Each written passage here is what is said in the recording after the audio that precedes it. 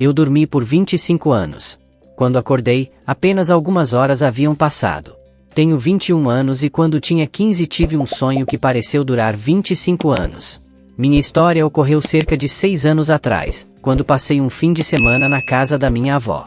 Era um sábado à noite e naquele dia, um amigo e eu estávamos competindo para ver quem descia a colina mais rápido com nossos patinetes. Acabei caindo no concreto em um momento de cabeça, sem capacete e, embora tenha me machucado e me sentido mal, a adrenalina entrou em ação e eu não dei importância.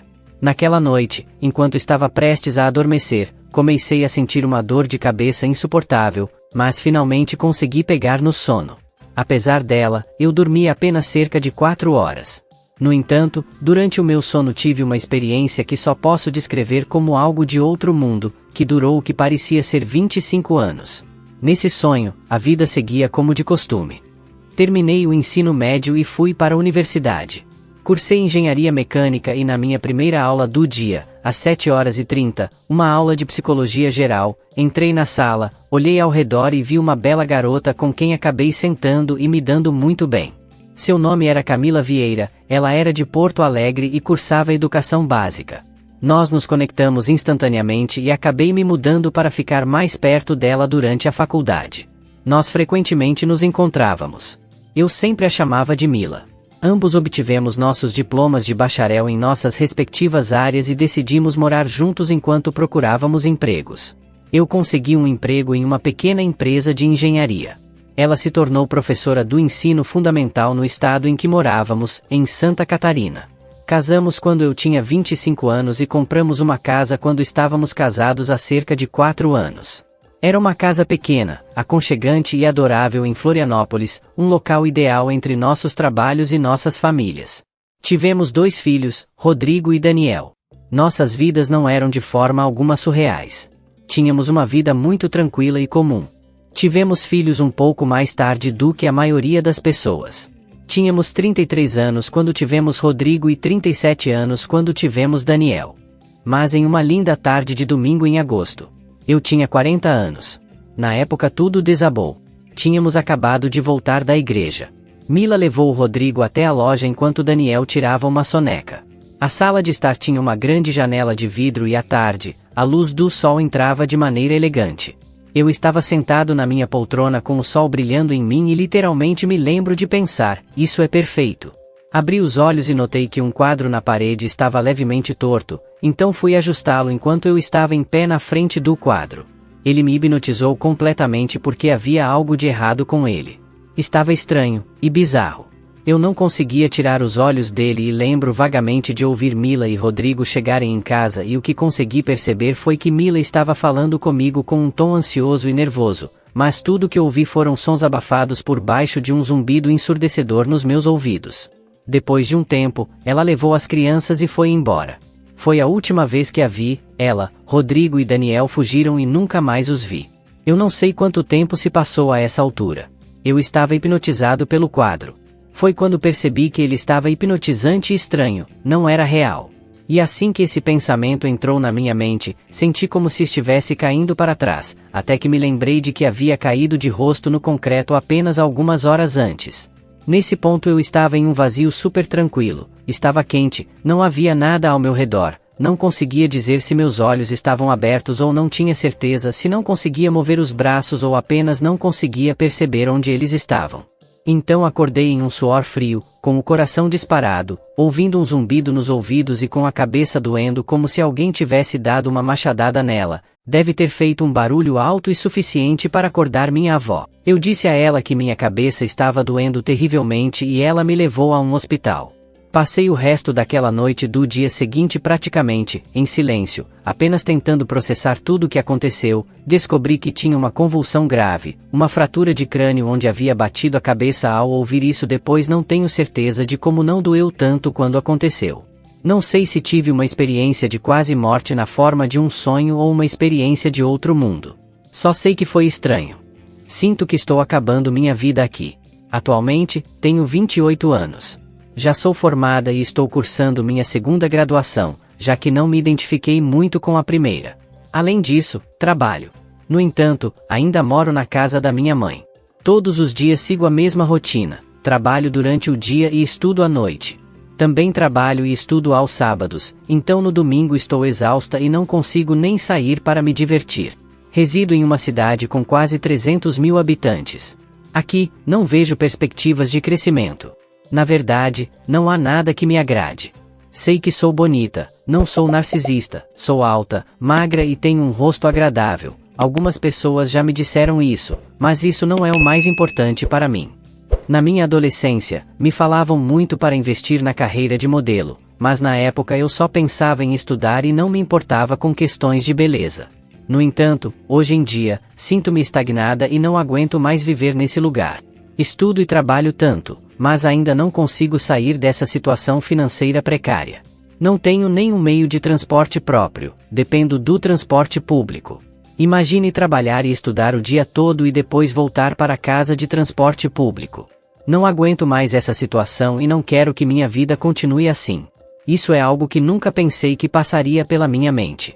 Ultimamente, está surgindo em minha mente a ideia de procurar um parceiro mais velho e rico para me ajudar financeiramente, embora esteja apenas cogitando, pois estou prestes a completar 30 anos e sinto que ainda não alcancei o que desejo. Quero sair daqui. Estou pensando em continuar trabalhando onde estou por mais uns 3 anos, economizar ao máximo, sem gastar com nada supérfluo, apenas para juntar dinheiro e ir embora do país. Minha graduação é em letras em inglês, então acredito que posso tentar um mestrado no exterior. No entanto, minha mãe está doente e não quero deixá-la sozinha.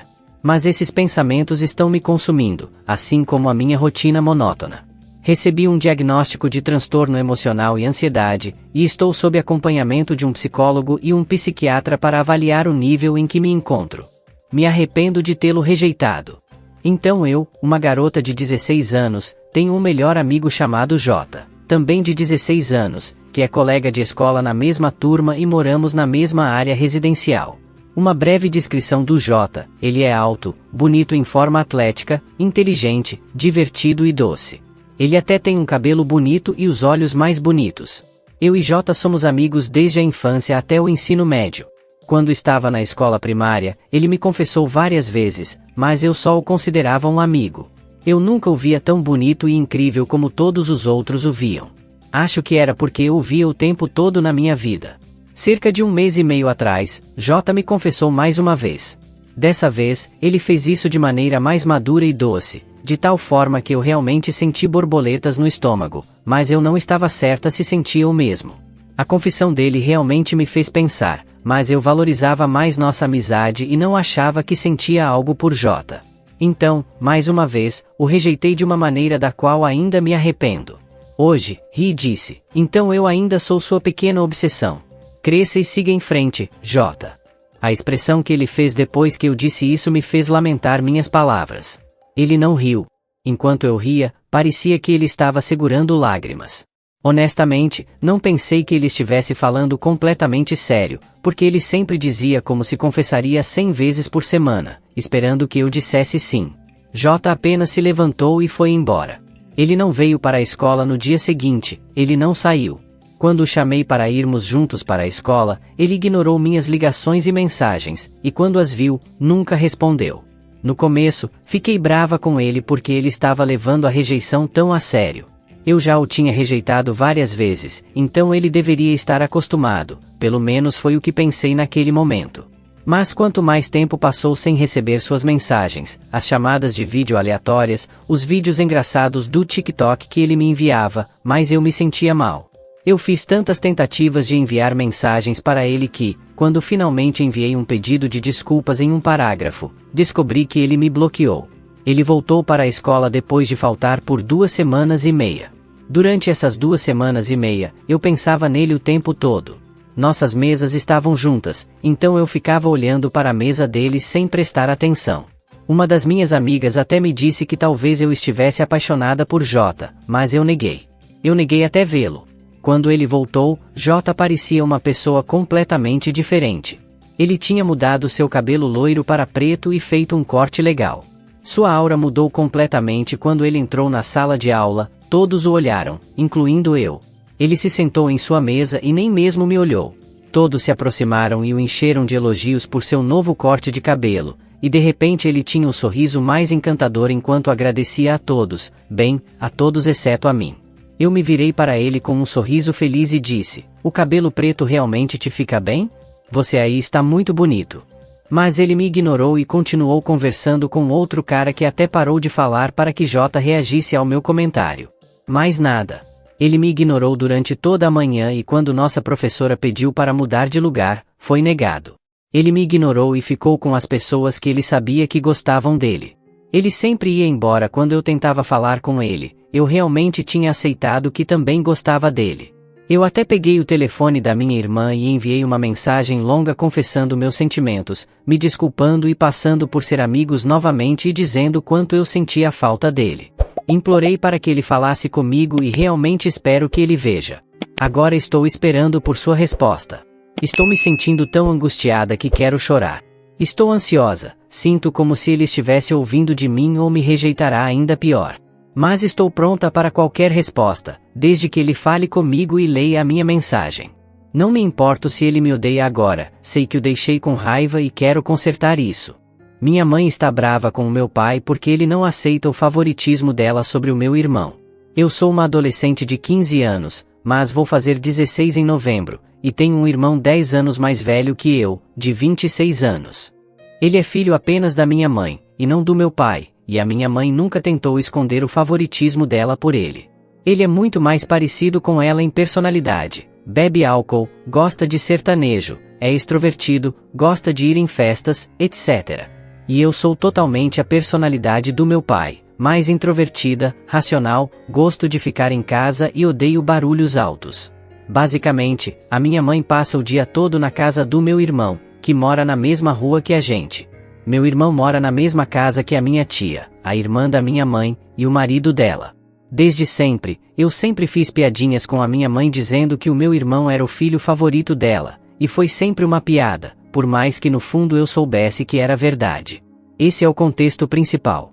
Agora, indo para a história em si, meus pais combinaram junto com os meus tios de irem para um sítio próprio para casais no fim de semana, uma enorme fazenda ao lado de uma cachoeira linda, e desde o início, eles já deixaram bem claro que eu não iria, e era somente para casais. Quem iria nessa viagem seriam os meus pais e meus tios, os que moram com o meu irmão. Basicamente, eu iria ficar em casa no fim de semana e eles me dariam um dinheiro para pedir um iFood ou algo assim. Eu estava bem com isso, e estava tudo certo e já combinado, até hoje. Minha mãe foi me buscar na escola hoje à tarde, o que foi estranho, já que normalmente era o meu pai quem me buscava, e ela simplesmente falou isso pra mim. Então, eu tenho uma notícia muito boa pra você. Você vai junto com a gente na viagem, ela falou, e eu fiquei tipo, oi? Porque já estava decidido que eu não iria, e quando eu perguntei pra ela o motivo, ela não respondeu. Chegando em casa, ela me deixou na porta e já foi para casa do meu irmão. Lá dentro de casa, meu pai estava fazendo uma faxina geral, e a primeira coisa que ele me perguntou quando me viu foi: "Você ficou sabendo da novidade?" Eu disse que sim. Mas ele me perguntou se a minha mãe contou tudo, eu fiquei confusa e disse que não, e ele basicamente me contou. Resumidamente, a minha mãe ficou na casa do meu irmão pela manhã toda. E enquanto ela estava lá, ela sugeriu que meu irmão fosse com a gente, e ele aceitou, porque estava de folga esse fim de semana e estava procurando um lugar para ficar e se divertir. Quando ela chegou em casa, ela já foi logo anunciando pro meu pai, e ele pareceu calmo, e só falou: "Tudo bem, sem problemas nenhum, mas a nossa filha vai também." Quando ele falou isso, minha mãe já começou a ficar visivelmente incomodada, ela ficou perguntando o porquê. E o meu pai simplesmente disse que não era justo só um dos filhos dela ir e o outro não. Ela ficou brava, dizendo que aquele lugar era só para casais, e o meu pai falou: "Se é só para casais, por que o seu filho vai também? Agora você está realmente dando motivo para nossa filha chamar ele de o filho favorito." Minha mãe continuou dando desculpas, mas o meu pai exigiu que, se o meu irmão fosse junto, eu também iria. Basicamente, a minha mãe agora está brava com o meu pai porque ele exigiu que eu fosse junto. Ela está falando para ele que não faz sentido levar uma criança para um lugar desses, já que era só para adultos, mas como eu disse, o meu pai sempre foi mais racional, e a minha mãe sempre foi muito impulsiva e irresponsável, então ele sempre tinha um argumento contra ela. Enfim, daqui 2 dias é a viagem, me desejem sorte. Tive uma descoberta curiosa com um colega há uns dias atrás. Esse meu colega namora atualmente, 24 anos, e namora uma moça um ano mais velha apenas. Há alguns dias atrás, estava conversando com esse colega, e acabamos falando sobre ex. Nisso, ele me fala sobre como gostava da ex e tinha muita consideração por ela e tal. Ele sempre faz isso quando o assunto chega nela. Falei zoando para ele que ele gostava dessa ex, e ele responde: cara, eu gosto da minha namorada e tudo, amo ela, mas eu sei que se eu fosse eu, de 3 ou 4 anos atrás, ela não olharia para mim. Agora o contexto: esse colega namorou com essa ex durante seus 20 a 21, depois ficou solteiro por uns anos e voltou a namorar agora. A diferença é que de lá para cá ele mudou bastante, colocou o shape, fez um técnico e agora está em um trabalho que o rende um salário legal para a idade dele, tratamentos para a pele, sono, alimentação, estudos boa parte da semana para concursos, perfumes bons, clareamento dental e por aí vai. Mudou da água para o vinho. Só que, quando ele namorou essa ex, era totalmente diferente, gordo, desempregado, não estudava, virava a noite jogando, comida não saudável no iFood sempre e por aí vai. E essa ex gostava dele mesmo assim, ela sempre tentava ajudar ele, e ele até que se esforçava, mas ele tem problemas com depressão.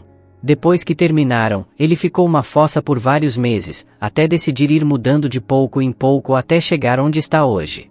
É fácil gostar de mim agora, estou mais bonito, ganhando até que bem, corpo bonito, cheiroso. Sei que a namorada atual nunca olharia para mim antes, ele continuou. Mas as duas são bonitas, e se a ex gostou de você mesmo sendo daquele jeito, porque a atual não gostaria também, eu exclamei. Por favor kkkkkkkkkk, você sabe que não é assim que funciona, ainda mais na idade que estou.